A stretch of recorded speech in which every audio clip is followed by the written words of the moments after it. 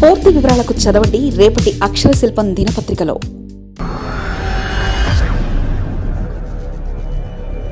అందుకే ఢిల్లీ వెళ్లిన చిన్నబాబు అన్ని విషయాలు అక్కడ చెప్పేద్దామని, ముఖ్యంగా రాష్ట్ర పరిస్థితులు ఇతర వివరాలు కూడా.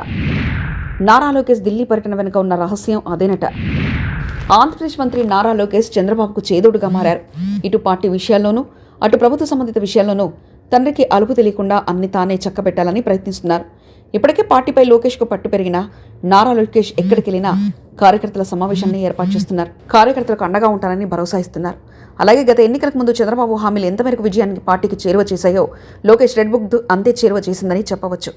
లోకేష్ తన యోగలం పాదయాత్ర ద్వారా రెడ్ బుక్లో అందరి పేర్లను నోట్ చేసుకుంటున్నట్లు ప్రకటించి కార్యకర్తల్లో నాడు ఉత్సాహం నింపారు.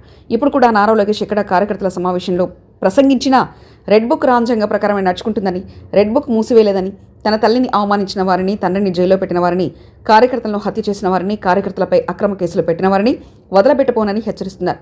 దీంతో కార్యకర్తలలో లోకేష్ నాయకత్వంపై నమ్మకం మరింత పెరిగింది. నారా లోకేష్ పట్టుకుంటే వదిలిపెట్టాడన్న సంకేతాన్ని బలంగా క్యాడర్లోకి పంపుతున్నారు. కేవలం క్యాడర్కు మాత్రమే కాదు, నాయకులు కూడా తాను చెప్పింది చేయాలని గట్టిగానే చెప్తున్నారు. నిన్న మంత్రివర్గ సమావేశానికి ముందు మంత్రులతో సమావేశమై యూరియా కొరతపై వైసీపీ విమర్శలకు ఘాటు కౌంటర్లు ఇవ్వాలని మంత్రులు ఆదేశించారు. ఇక చంద్రబాబు నాయుడు తరచూ ఢిల్లీకి వెళ్లి తిరిగి వస్తుండడం ఆయనకి ఇబ్బందిగా మారుతుంది. అందుకే ఆ బాధ్యతలను నారా లోకేష్ తీసుకున్నట్లు కనబడుతుంది. ఇటీవల కాలంలో వరుసగా ఢిల్లీ వెళ్లి కేంద్ర మంత్రులను కలిసి రాష్ట్రానికి రావాల్సిన ప్రాజెక్టులు, నిధుల కోసం ప్రయత్నిస్తున్నారు.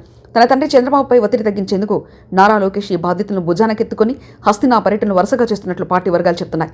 ఈ రోజు కూడా ప్రధాని నరేంద్ర మోదీతో నారా లోకేష్ భేటీ అయ్యారు. మోదీతో జరిగిన ప్రత్యేక భేటీలో రాష్ట్రానికి రావాల్సిన పెండింగ్ నిధులతో పాటు వివిధ రకాల ప్రాజెక్టులు, రాజకీయ పరిణామాలపై కూడా చర్చించారని తెలిసిందే. నారా లోకేష్ ఇప్పటికే రాజకీయంగా రాటుదిలారు. ఇక మంత్రి పదవితో పాటు పార్టీని కూడా నడిపించడంలో తన నుంచి అన్ని విషయాలు తెలుసుకోగలిగారు. దీంతో పాటు తనకు తెలిసిన సాంకేతిక పరిజ్ఞానంతో పార్టీని మరింత బలోపేతం చేసేందుకు అడుగులు వేస్తున్నారు. అదే సమయంలో కార్యకర్తల సంక్షేమానికి కూడా అవసరమైన చర్యలు ఎప్పటికప్పుడు తీసుకుంటున్నారు.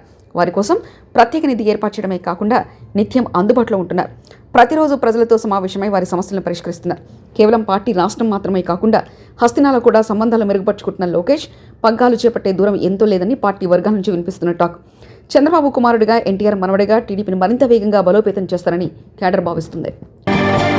మరిన్ని కథనాల కోసం సబ్స్క్రైబ్ చేసుకోండి మీ అక్షర శిల్పం.